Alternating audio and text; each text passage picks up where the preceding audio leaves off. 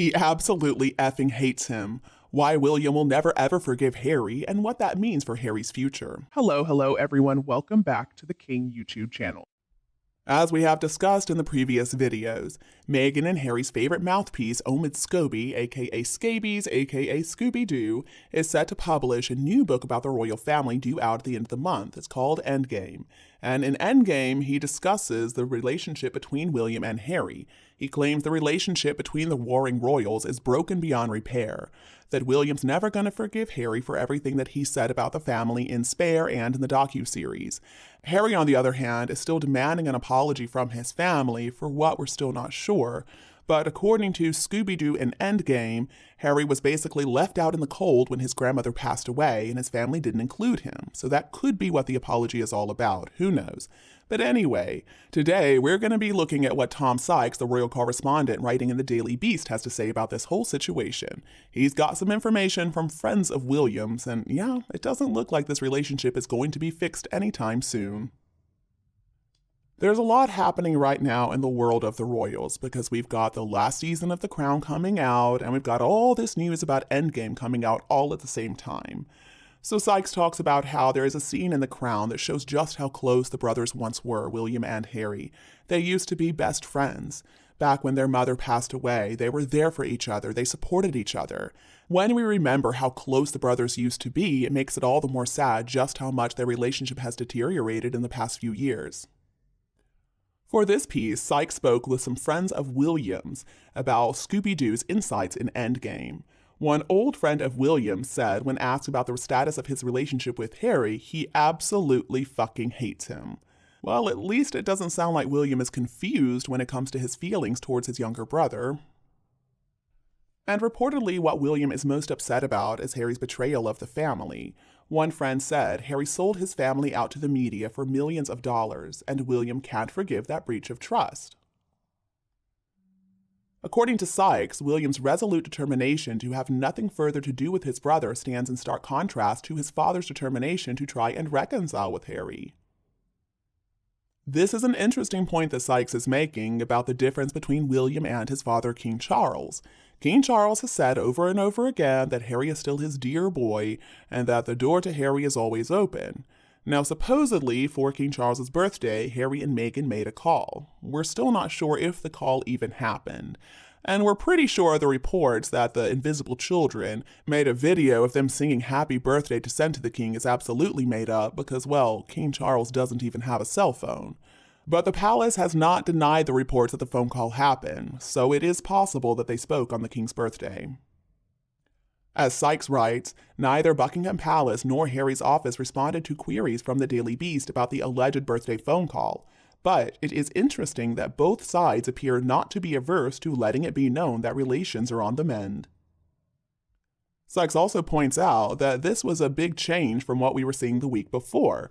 The week before, we were seeing all these reports that Harry and Meghan first had declined an invitation to the king's birthday party, and then later on, we were hearing that Harry and Meghan were never invited at all, that Buckingham Palace simply didn't reach out to them.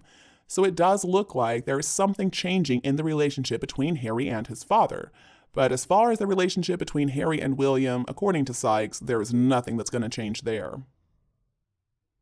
Sykes reports a friend of the king told the Daily Beast that there was nothing cynical about Charles's wish to build bridges with his son, and that he would be delighted about the renewal of contact with Harry. But the friend also said they doubted William would be minded to follow his father's example, saying, Charles has kept the door open to Harry. He has been very explicit about that, saying he loves him. That's what parents do. William doesn't have the same forgiving attitude.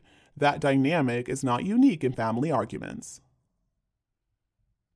A second friend of William's also spoke with the Daily Beast. Now, this friend used to be friends with Harry, but not anymore. And this friend said that they haven't had any contact with Harry since he left the country. They told the Daily Beast that there was zero prospect of a rapprochement between the two brothers, and that they believed the next time they were going to meet was going to be at a family funeral. The source shared, there are some relatives whose deaths would bring Harry and William together under one roof. But other than that, realistically, it's probably Charles's funeral.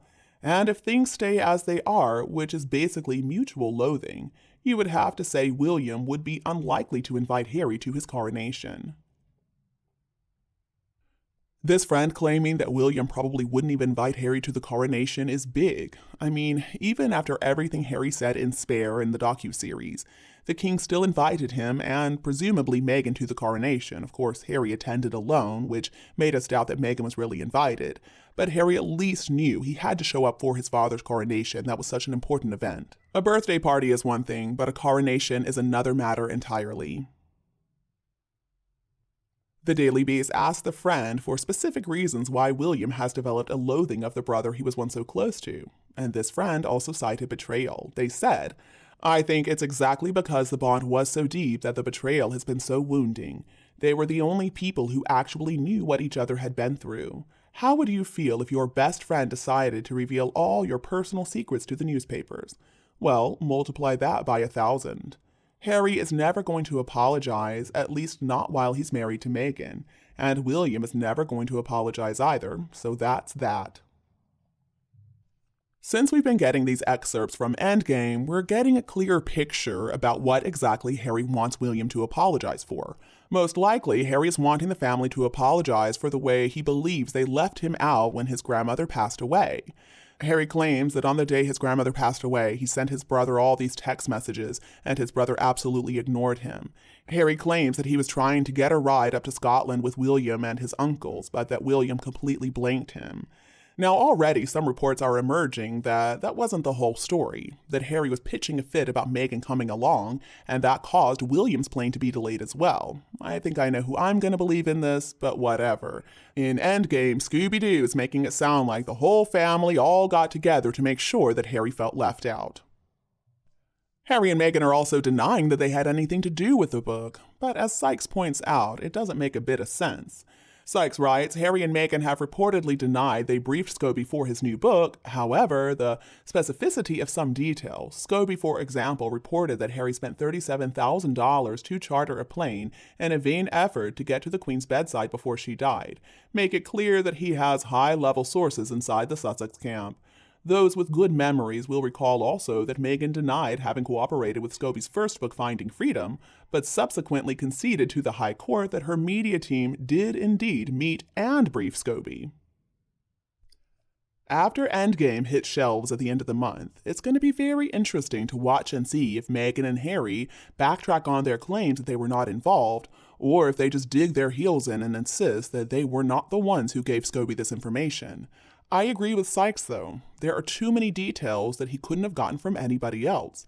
Who else would have access to these details? I think we're just going to see a repeat of what happened with Finding Freedom.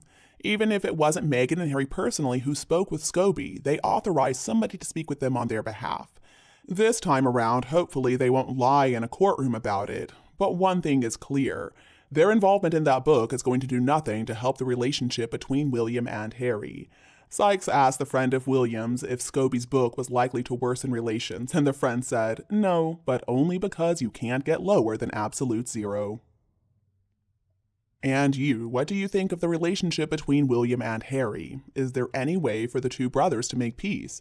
Please let me know your opinion below in the comments section. If you found this video informative, please do like and share it with anybody else who would enjoy it too. And don't be afraid to click the subscribe button to get more updates in the future. Thank you so much for tuning in, have a lovely weekend, and we'll be back to see you all tomorrow.